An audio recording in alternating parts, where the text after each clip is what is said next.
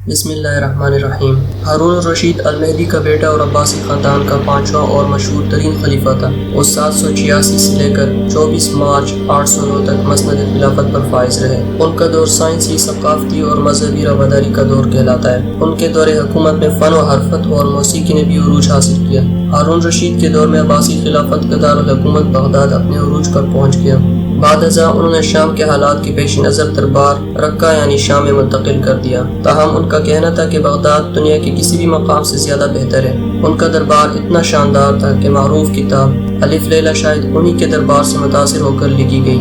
ہارون ایک عادل بادشاہ تھا جو راتوں کو بیس بدل کر دارالحکومت کی گلیوں میں چکر لگا کر عوام کے مسائل معلوم کرتا تھا۔ ہارون الرشید علم، شاعری اور موسیقی کے شغف رکھنے کے علاوہ خود ایک عالم اور شاعر تھا، اور اسے جب بھی اپنی سلطنت یا پڑوسی سلطنتوں میں کسی عالم کا پتہ چلتا تو وہ اسے اپنے دربار میں ضرور طلب کرتا۔ عسکری شعبے میں ہارون الرشید ایک جانباز سپاہی تھا جس نے اسی وقت اپنی بہادری کے جوہر دکھا دیے تھے جب اس کے والد خلیفہ تھے۔ انہوں نے بعد ازاں رومن امپائر کے خلاف 95,000 کی فوج کی کمان سنبھالی جو اس وقت ملکہ آئرین کی سربراہی میں تھی۔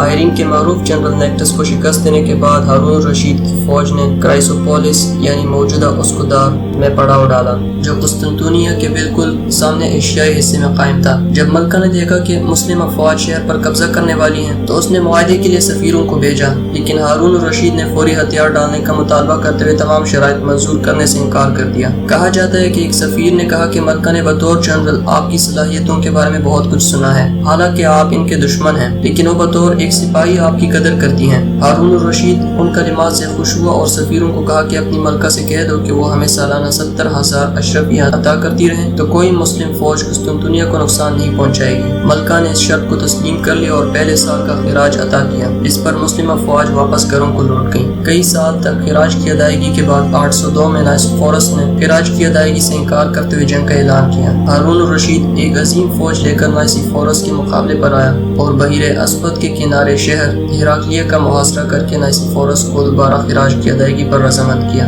لیکن خلیفہ کے بغداد پہنچتے ہی وہ ایک مرتبہ پھر مکر گیا، جس پر ہارون الرشید نے 15,000 افراد کے ساتھ ایشیائی کوچک پر ایک مرتبہ پھر حملہ آور ہوا، جبکہ رومیوں کی تعداد 1,25,000 تھی، لیکن ہارون نے اسے زبردست شکست دی اور نائسفورس زخمی ہوا۔ اس کے 40,000 فوجی بھی مارے گئے۔ خراج کی ادائیگی پر رضامندی کے اظہار کے باوجود رومی بادشاہ ایک مرتبہ پھر مکر گیا، جس پر خلیفہ نے اس کے قتل کا حکم جاری کیا اور ایک مرتبہ پھر رومی سلطنت پر چڑھائی کی، لیکن اسی وقت سلطنت عباسیہ کے ایک شہر میں بغاوت شروع ہو گئی جسے کچلنے کے لیے وہ اس جانب روانہ ہوا، لیکن بیماری کے باعث انتقال کر گیا۔ اسے طوس میں دفنا دیا گیا۔ جب اسے 22 سال کی عمر میں تخت ملا، اسے فوراً ہی اندرونی بغاوتوں اور بیرونی حملوں کا سامنا کرنا پڑا۔ افریقہ میں علاقائی، قبائلی اور فرقہ وارانہ بغاوتوں کا خاتمہ کیا اور رومنز کو روک کے رکھا۔ 23 سال تک اس نے براعظم ایشیا، افریقہ، مشرق وسطیٰ اور یورپ کے ایک وسیع علاقے پر حکومت کی۔ اس میں مرد، مادی اور نظریات آزادانہ طور پر براعظموں کی تقسیموں میں بحث رکھتے تھے۔ تاہم ہارون کو اپنی سلطنت کی تعمیر کے لیے نہیں بلکہ ایک شاندار تہذیب کی تعمیر کے لیے یاد کیا جاتا ہے، کیونکہ کسی بھی ملک کی اصل ترقی اس کے لوگوں کی علمی اور اخلاقی تعمیر ہے۔ ہارون الرشید نے بھی یہی کیا، جس کی بنا پر انہوں نے ایک عظیم تہذیب کے لیے راہ ہموار کی۔ یہ تاریخ کا ایک لمحہ تھا جب اسلامی تہذیب نے مشرق اور مغرب سے اپنے نئے نظریات کے لیے دروازے کھولے اور اعتماد مسلمانوں نے ان نظریات کو اپنایا اور انہیں ایک منفرد اسلامی سانچے میں ڈال لیا۔ اس میں سے اسلامی فن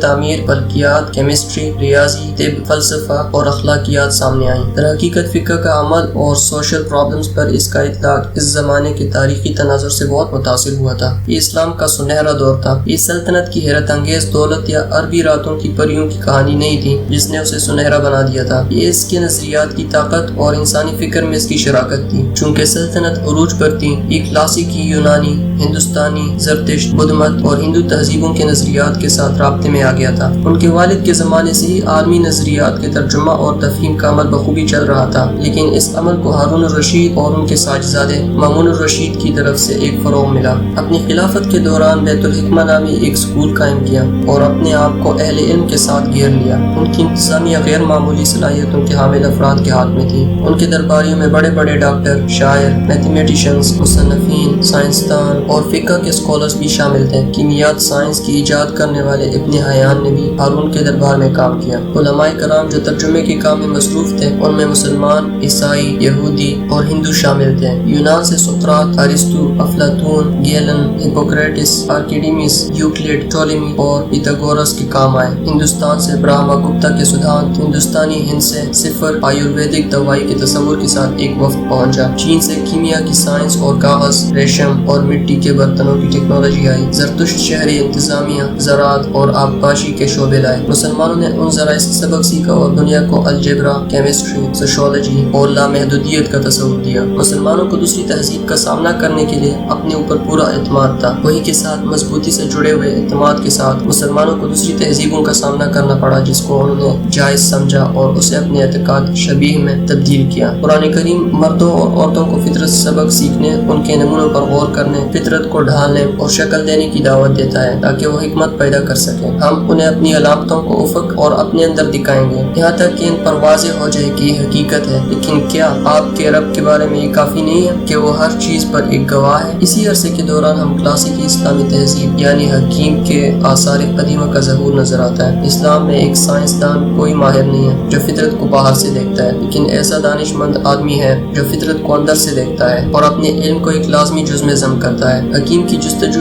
محض علم کے حصول کے لیے علم نہیں ہے بلکہ اس اتحاد کا حصول ہے جو تخلیق کو پھیلاتا ہے اور خدا کی حکمت کو ظاہر کرنے والا باہمی تعلق ہے۔ بہرحال اس نے قسطنطنیہ اور ہندوستانی اور چینی شہزادوں کی عدالتوں کو وفد ارسال کیا کہ ان سے کلاسیکی کتابیں اور سکولرز بھیجنے کو کہا جائے۔ انہوں نے ٹرانسلیٹرز کی حوصلہ افزائی کی اور بڑے بڑے انعامات سے نوازا۔ شاید اس دور کی کہانی کو بہت کے عظیم انسانوں نے بہتر انداز میں بتایا ہے۔ اسلام کے پہلے فلسفی الکندی نے عراق میں اس وقت کام کیا۔ مشہور ریاضی دان الخوارزمی نے اس کے ساجزادے مامون کے دربار میں کام کیا۔ الخوارزمی ریاضی کے مسائل کو حل کرنے کے بار بار چلنے والے طریقہ کار کے لیے سب سے زیادہ جانا جاتا ہے جو آج بھی استعمال ہوتا ہے اور اسے الگورتھم کہا جاتا ہے۔ اس نے کچھ عرصہ بغداد میں تعلیم حاصل کی اور یہ بھی بتایا گیا کہ ہندوستان کا سفر کیا تھا۔ الخوارزمی نے لفظ الجبرا ایجاد کیا، ہندوستانی ہندسی نظام کو مسلم دنیا میں متعارف کرایا، ادارہ تشکیل دیا، ریاضی میں اشاریہ کے استعمال اور علم فلکیات میں تجرباتی طریقہ ایجاد کیا۔ انہوں نے جغرافیہ اور علم فلکیات پر متعدد کتابیں لکھی اور پوری دنیا میں میئرمنٹ میں تعاون کیا۔ سائنس اور انجینئرنگ کے ہر شعبے میں الگورتھم استعمال کر کے دنیا آج تک الخوارزمی کے نام سے مناتی ہے۔ ہارون الرشید اور ان کے ساجزادے مامون الرشید کے وقت پیدا ہونے والا دانشورانہ دھماکہ تھا جس نے سائنس کو علم کے میدان میں آگے بڑھایا اور اسلامی تہذیب کو 500 سالوں تک سیکھنے کا مرکز بنا دیا۔